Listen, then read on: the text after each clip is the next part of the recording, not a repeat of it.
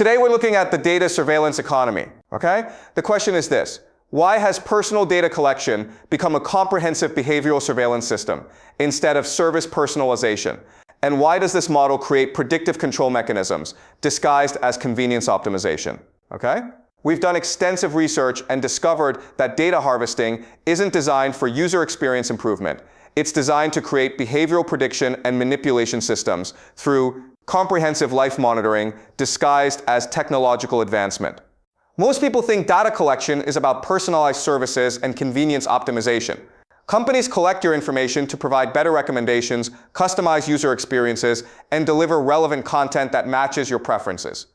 Mutually beneficial exchange where you receive improved services in return for sharing behavioral data. But that's not what this is about. This is about the systematic conversion of human behavior into predictive intelligence that enables unprecedented control over individual decision-making through surveillance capitalism disguised as digital convenience. Let me tell you what the research reveals.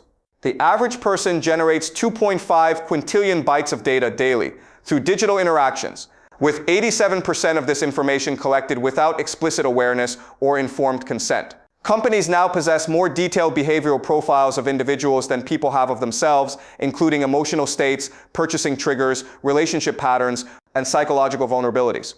But despite unprecedented data collection, user satisfaction with digital services has declined 23% over the past 5 years, while manipulation of user behavior has increased exponentially. This isn't personalization failure. This is surveillance capitalism success. Here's what's really happening. The data economy discovered that informed user consent is bad for data collection business models. Once someone understands the comprehensive scope of surveillance involved in digital services, they typically reduce data sharing and seek privacy protection. But if you can convince them they're receiving personalized convenience in exchange for minimal information sharing, you create users who voluntarily surrender comprehensive behavioral data while remaining unaware of the surveillance system they're feeding. The business model is sophisticated. Unlike traditional businesses that profit from selling products or services to customers, surveillance capitalism profits from selling behavioral predictions about users to third parties. Companies make more money from detailed behavioral profiles than from user satisfaction or service quality. Data collection emphasizes prediction accuracy rather than user benefit. The entire system profits from knowing users better than they know themselves, not from providing services that users actually want or need. This isn't accidental over-collection. This is systematic behavioral surveillance using techniques borrowed from intelligence gathering and psychological manipulation. Consent manipulation through complex privacy policies that obscure data usage scope. Behavioral tracking across all digital interactions to create comprehensive life profiles. Emotional state monitoring through text analysis, voice recognition, and facial expression detection that enables psychological vulnerability exploitation. The research shows that users dramatically underestimate the scope of data collection and overestimate their control over personal information sharing.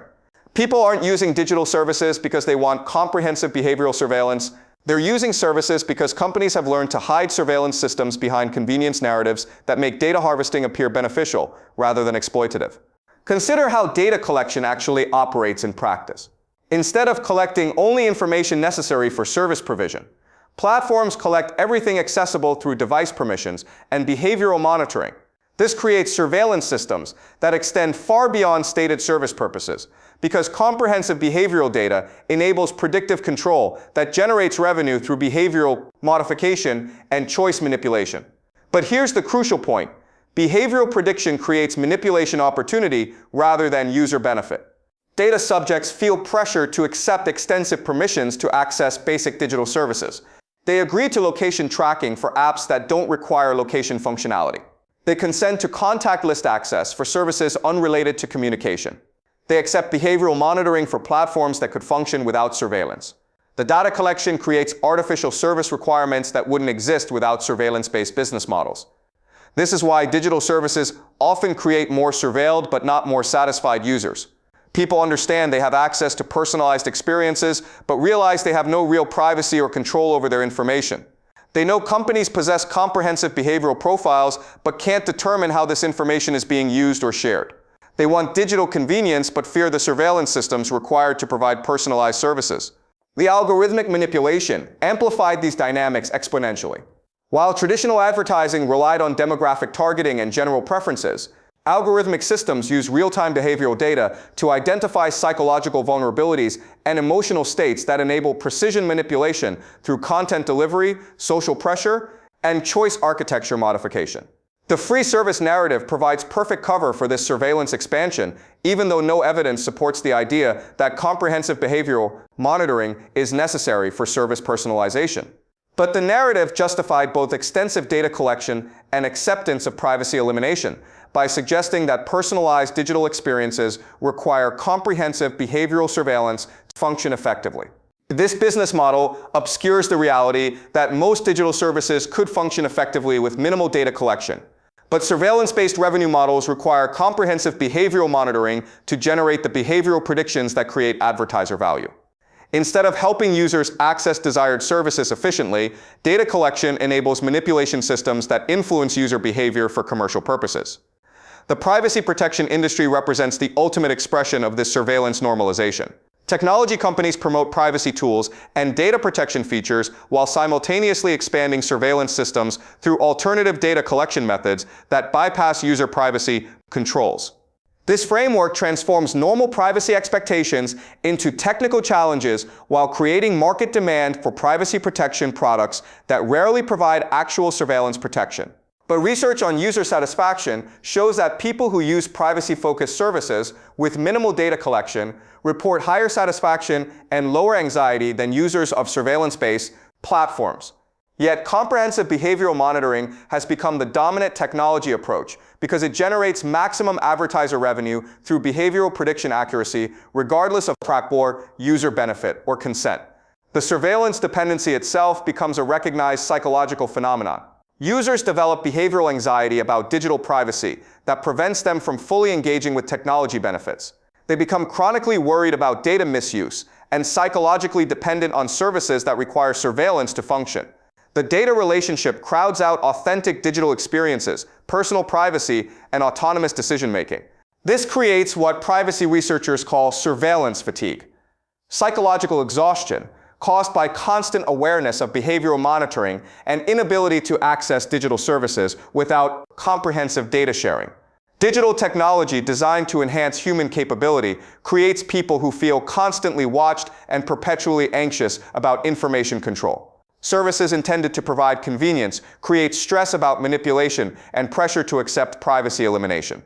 But the industry protects itself from criticism by pathologizing resistance to surveillance systems.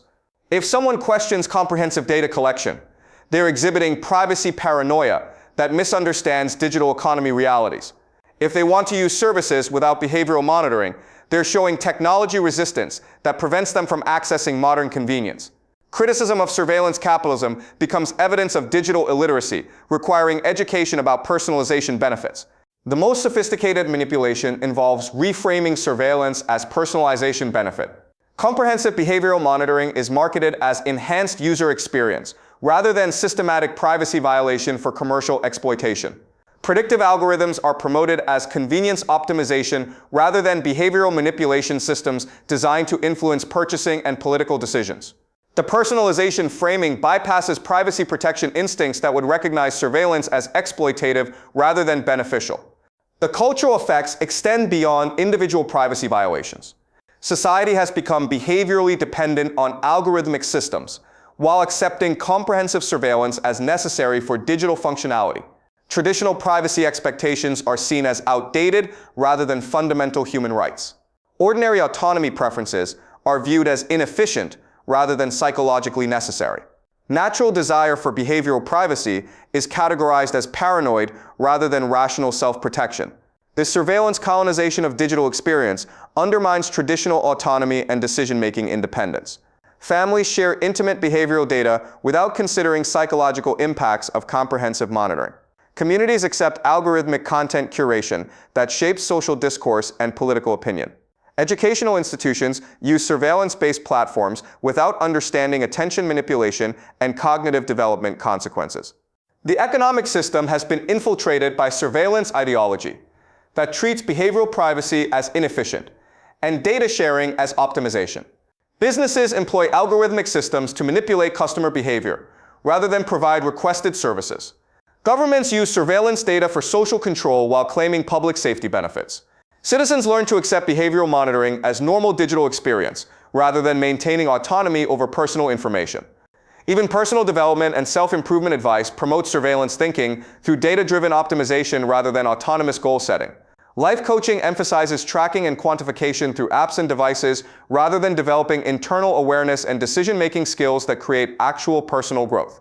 This surveillance colonization generates enormous profits while systematically weakening individual capacity for privacy protection, autonomous decision-making, and psychological independence. The data economy has successfully convinced people that behavioral surveillance is superior to privacy protection, creating a generation of monitored individuals rather than autonomous digital citizens. The most insidious aspect is how this system disguises control expansion as convenience improvement. Users are told they're receiving personalized services by sharing behavioral data, but they're actually surrendering decision-making autonomy to algorithmic systems designed to influence their choices for commercial purposes. They're encouraged to think about personalization while being discouraged from recognizing that comprehensive surveillance often prevents the autonomous thinking required for authentic personal development. The research shows that people who maintain stronger privacy boundaries and resist comprehensive data sharing often achieve better long-term outcomes in career development, relationship satisfaction, and psychological well-being than those who accept extensive behavioral monitoring. But this evidence is suppressed or reinterpreted through frameworks that protect the surveillance economy's data collection agenda. Think about the economic incentives. A technology company that provides services without behavioral monitoring generates revenue from user payments or subscriptions. A company that collects comprehensive behavioral data generates revenue from selling behavioral predictions to advertisers and other third parties while providing free services. Which model do you think gets reinforced by venture capital investment, market valuations, and profit optimization strategies? The surveillance economy has created a society of digitally connected but behaviorally controlled individuals who can access advanced technology but surrender decision-making autonomy, use sophisticated services but lose psychological privacy, benefit from algorithmic assistance but build no independent thinking capabilities. The data extraction operates through sophisticated psychological manipulation techniques that most users never recognize. Companies use what behavioral economists call privacy paradox exploitation, the gap between stated privacy preferences and actual data sharing behaviors. Users claim to value privacy but consistently choose convenient services that require comprehensive surveillance, allowing platforms to normalize extensive data collection while maintaining the illusion of user choice. This behavioral contradiction extends to every aspect of digital interaction. Cookie consent banners designed to be annoying, so users click accept all. Default settings that maximize data collection while requiring technical expertise to reduce surveillance scope. Terms of service agreements that use legal complexity to obscure behavioral monitoring extent. The surveillance system operates through data triangulation, combining information from multiple sources to create comprehensive behavioral profiles that exceed what any single platform could develop. Your shopping history combines with location data, communication patterns merge with health information, and social interactions correlate with financial behaviors to create psychological profiles that predict future actions. Consider the specific mechanisms used to extract maximum behavioral intelligence. Cross-platform tracking that follows users across different websites and applications. Device fingerprinting that identifies individuals even when they use privacy tools. Behavioral biometrics that analyze typing patterns, mouse movements, and scroll behaviors to create unique identity signatures. The most sophisticated surveillance platforms use artificial intelligence to identify behavioral patterns that predict major life events before users are consciously aware of them. AI systems can detect pregnancy, job changes, relationship status modifications, and health issues through subtle behavioral changes. This predictive capability enables intervention at crucial decision-making moments when people are most susceptible to influence. Data surveillance has created a psychological warfare system where companies understand individual vulnerabilities better than people understand themselves, then use this knowledge to manipulate behavior for commercial purposes. Unlike traditional advertising that relied on broad demographic targeting, algorithmic manipulation uses real-time emotional state detection to exploit momentary psychological weaknesses. The surveillance normalization operates through what economists call privacy nihilism, the belief that personal privacy is impossible in the digital age, so resistance is futile. This learned helplessness keeps users engaged with surveillance platforms even when alternatives exist. because they believe comprehensive behavioral monitoring is inevitable, rather than recognizing it as a deliberate business model choice that prioritizes data extraction over user privacy. But perhaps most concerning is how surveillance systems create what psychologists call behavioral convergence, the tendency for algorithmic recommendations to homogenize human behavior by suggesting similar choices to similar people. This reduces individual expression and authentic decision-making while creating predictable consumer behaviors that benefit algorithmic optimization but limit human diversity and creativity. The surveillance economy also exploits temporal discrimination, using behavioral data to identify when individuals are most vulnerable to manipulation. Algorithms detect emotional states, financial stress, relationship problems, and health concerns through digital behavior patterns, then optimize advertising and content delivery to exploit these vulnerable moments for maximum commercial impact. This isn't technological advancement. This is systematic autonomy elimination disguised as digital convenience. The surveillance industry profits by converting privacy-conscious users into data-dependent individuals who generate behavioral intelligence indefinitely while receiving services designed to influence their choices rather than serve their authentic interests. But perhaps most damaging is how this system has convinced an entire generation that privacy is inefficiency, rather than recognizing that behavioral surveillance often represents control systems designed to influence individual decisions for commercial profit rather than provide genuine user benefits. People struggling with digital privacy anxiety, constant awareness of behavioral monitoring, and inability to use technology without surveillance are told they need better digital literacy rather than recognizing they're responding rationally to systems designed to eliminate personal autonomy through comprehensive behavioral data collection. The surveillance industry profits by treating symptoms of privacy violation as educational deficiencies, requiring better understanding of personalization benefits. Consider what happens when someone realizes their entire digital life has been monitored, analyzed, and used to influence their purchasing decisions, political opinions, and relationship choices, but they can't access digital services without accepting comprehensive surveillance. Traditional privacy advice focuses on settings optimization rather than recognizing the structural surveillance systems designed to make privacy protection practically impossible. This surveillance normalization of behavioral monitoring serves powerful corporate interests. Instead of questioning economic systems that profit from human behavioral prediction, people focus on managing their privacy settings rather than questioning why digital convenience requires surrendering comprehensive personal information and decision-making autonomy.